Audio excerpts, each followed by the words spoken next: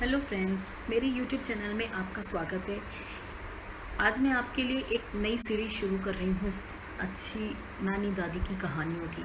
इसमें एक motivational story के साथ हम शुरू करते हैं आज का सफ़र। एक बार एक इंसान था, वो अपने बेटे के गुस्से से बहुत तंग आ चुका था। तो वो बहुत समझा चुका था, लेकिन कुछ उसका फ़ायदा नहीं हो रहा था। जहाँ बाहर भी निकलता था तो उसका झगड़ा होता था, घर में भी सबसे उल्टे सीधे झगड़े करता रहता था, तो घर में भी माहौल ठीक नहीं रहता था। एक बार उसने तंग आके उसको बुलाया और कहा कि बेटा, ये पकड़ो, तुम एक अगर तुम सुधरना चाहते हो तो मैं तुम्हें कुछ कोशिश करना चाहता हूँ। तुम भी ये पकड़ो, 1 किलो का थैला, और इसमें से जब भी तुम्हें गुस्सा आए तो 1 कील जाके बाड़े पे ठोक देना। उस बच्चे ने भी सोचा कि जब मेरा हर तरफ सब लोग नाराज़ ही हैं, क्यों ना मैं एक कोशिश करके देख लेता हूँ। उसको जब गुस्सा आता वो बाड़े में जाके 1 कील ठोक देता।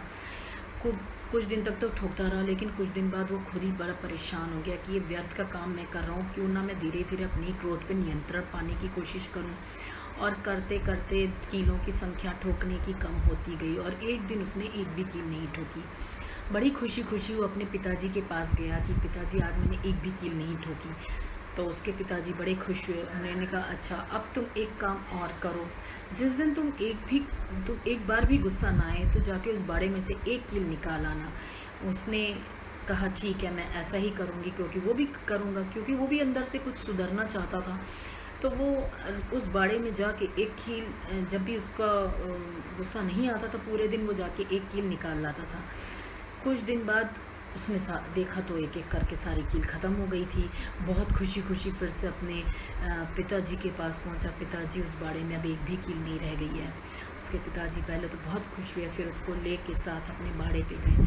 कहने लगे, जब तुम चाहते थे तो तुमने क्रोध पे नियंत्रण पा लिया, जब तुम चाहते थे तो तुम्हें एक दिन भी क्रोध नहीं आया, और लेकिन अब इन छेद का क्या है, जो छेद बन चुके हैं उनकी वजह से तुमने कील गाड़ना को भी गाड़ भी दी, नहीं अपने ऊपर नियंत्रण पाके निकाल भी ली, लेकिन जो छेद वहाँ पर रह गया उसका तुम क्या कर सकते हो। उसने कहा, पिताजी मैं इसका कुछ नहीं कर सकता हूँ।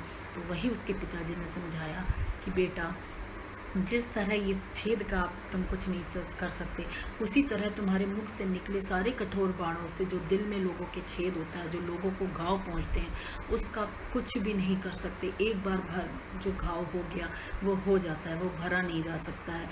इसलिए कुछ भी बोलने से पहले शब्दों को तोल लें, मोल लें, मरोड़ लें, जिससे कि किसी के दिल में घाव ना हो, क्योंकि शब्दों के घाव बहुत गहरे होते हैं और बहुत टाइम लगता है भरने में। कुछ लोगों के दिल के भरे घाव तो भरते भी नहीं हैं जल्दी।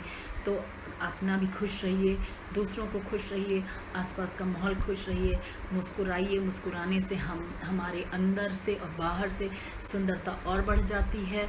इसलिए आपको अब अगली वीडियो में अब एक नई अच्छी कहानी के साथ फिर मिलूँगी। तब तक के लिए बाय बाय।